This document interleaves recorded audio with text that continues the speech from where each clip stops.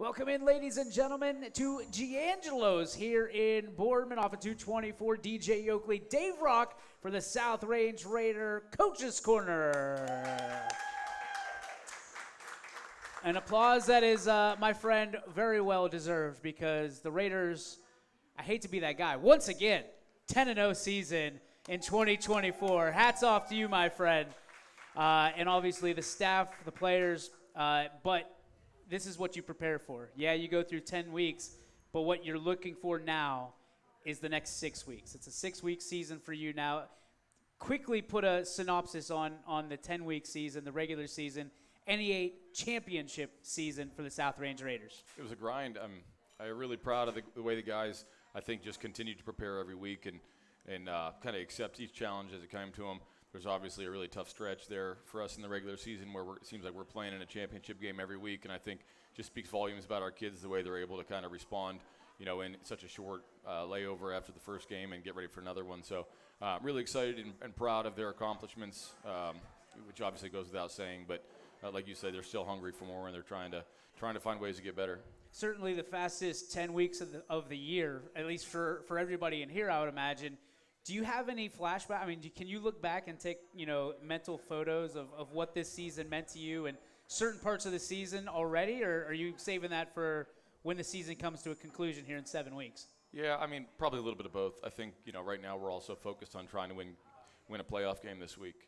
But I'm sure when we look back on it, and I can already tell you there's some special moments, throughout the season that I'm sure we're all going to remember for a long time. But I think just generally speaking, just really proud of the way the kids have handled themselves on the field and off the field and overcome adversities and just the way they performed. I think, they definitely earned a championship. Now that we can be honest, just between us gals, nobody else watches this, how challenging is it to not look forward? And, you clinch, you look at the websites, everybody looks at these websites. How challenging is it to not look forward and say, okay, we're in the playoffs, let's start looking at things. Let's who are we going to be playing? What does it project? Drew Pasteur and Joe Idle, all these people. How challenging is it for you not to look forward when you're trying to get through the end of the season? With this group, not that challenging. I think they're so used to getting everybody's best shot, and I think they've been used to it now for 4 years now. The seniors have been getting every team that we play's best shot and their best preparation, and they've played a championship game every week because there's been a big target on their backs. So I think they're kind of used to all that entails and the preparation required to go try to win a championship game. And so for them, I think it's a mature group anyways. We're obviously pretty senior heavy, and I think those guys understand what it takes week in and week out, and they've also seen enough football to realize that on any given week, if you don't put your best foot forward, you're going to be in a dogfight. You could be in trouble. We hear about this switch that teams like South Range and others can turn on once you go from week 10 to week 11. That switch, did you see it? Was it just absolutely black and white and you see it just go on, or is this something that's been building over the course of the season?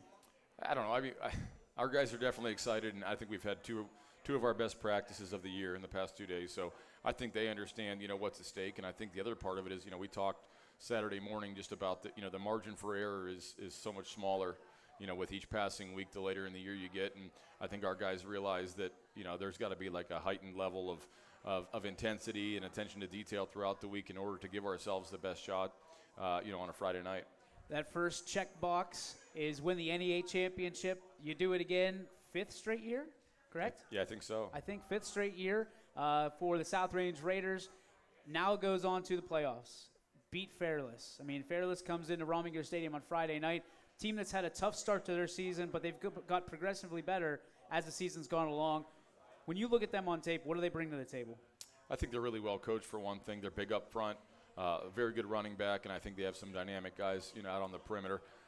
Last year they hurt us a lot in the screen game, and you can tell that's still a big part of what they do. So something that we don't see a ton of, so stylistically we're going to have to be aware of that. And then, offensively, like I said, they're really well coached. So I think some of the formational stuff, is taxing on us. We've got to make sure that we have a great week, I guess cerebrally, just to make sure we're able to get lined up and get things fitted and gapped out the right way. When you look at this, I mean, the first, essentially, you win this game, you get another home game for you guys. To host these games at Rominger Stadium, what does it mean for you as a coach? What does it mean for this community? I think it's really cool. I mean, obviously our guys love playing at home. We love playing at home. It's funny now, we talked for 6 straight weeks about, being at home all the time, and then now it feels like we've been road warriors just because we've been on the road for 4 weeks. So, I'm sure our fans and our families that live nearby are excited to get us back home again, and I know we're excited to try to do some justice, for the stadium. All right, so when you look at, the body of work as a whole, what do you think you guys did extremely well this season and moving into the playoffs? What still needs work, or what needs work maybe that you didn't expect needed work? Yeah, there's a long list of both. I think, the one thing that I would say that I'm the most proud of, I think, was just the consistency of the preparation throughout. I spoke on it before, but, I think sometimes it goes unnoticed that it really does take a championship effort every week because we're going to get everybody's best shot. And just the resiliency of our group, there's a couple games where, we're down 14-0 to Poland early in that game, and there's just some really big moments, I think, during the season where our guys were really, I think, had their backs against the wall, and that's, I think, when we played our best. And so I just think it speaks a lot about the character of our football team and of our players, and just really proud of how they did that. Moving forward, there's a really long list of things that we're all working on, really hard to try to improve upon. And, you only have so many minutes in a day, so you're trying to, I think, get the most bang for the buck in terms of what you're focusing on and where you're focusing your energy and your time. But we'll keep those things in house, I guess. One of the coolest things that I love about this team, this program, this community is you guys have, those individual awards are nice, right? They're nice, but they really don't mean much when it comes to what the goals are as a community, as a team, as a program. But I got to talk about it because I'm the media. You guys just had, double digits in NE8 acknowledgement for your players, including the co-player of the year, Tristan Toy, several first-team players. For you, obviously, when you guys go to the table and you fight for those, what does that mean for you as a coach to know that you and your staff, that you coach these kinds of players and you're trying to get your kids what they deserve so they can talk about it later on in life? Yeah, I think, if you ask most coaches, that's probably one of the days of the year that we dread the most, just because you're going in there and you want to go fight for your kids, and I believe in our kids, and I'm, without trying to insult anybody else, you're trying to fight for your kids and get them the recognition that I believe they deserve.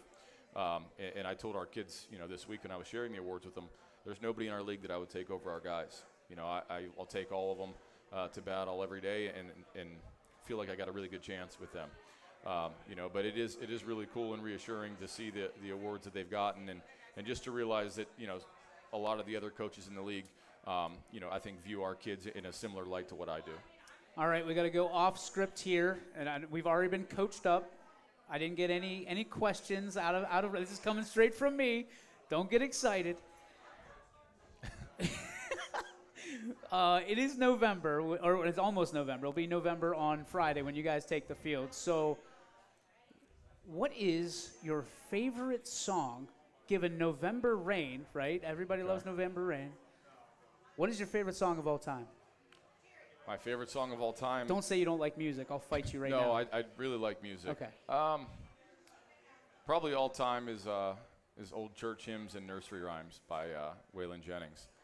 Any particular reason? Just, I guess it takes me back to some fun times, I think, when I was younger. Does it do? Does music do that for you? I mean, Yeah. When can you go back to a spot? Like if you hear something on the radio, you go back to a moment Big in time. Yeah, I'm a music softie, so there's a lot of songs that take me back to certain spots and remind me of certain times in my life or certain places in my life. So, yeah, that's one of them. I may have asked this already, but if you had the aux cord in the locker room, I have it in there. I have it in there in the summer for the workouts. You get it? Yeah. Okay, so what's on the playlist for when Dave Rock has the aux cord? We usually start out with Family Business by Kanye. Okay. But we're kind of all over the place, and we go from AC/DC to Eric Church to Cody Jinks. I mean, we're kind of all over the place. I try to get stuff that I think all of the kids enjoy. Checks all the boxes. Yeah, and I think just kind of fits us culturally or has a message that we want to hear. Okay, so given the music theme of our off-the-script questions, what song would best describe this team this year? Oh, man, that's a tough one. Maybe the Dropkick Murphys, The Boys Are Back. The Boys Are Back by Dropkick Murphys. Yeah. I'll take that. I love it. Ladies and gentlemen, give it up, the 10-0 coach of the South Range Raiders, David Rach. Thank you.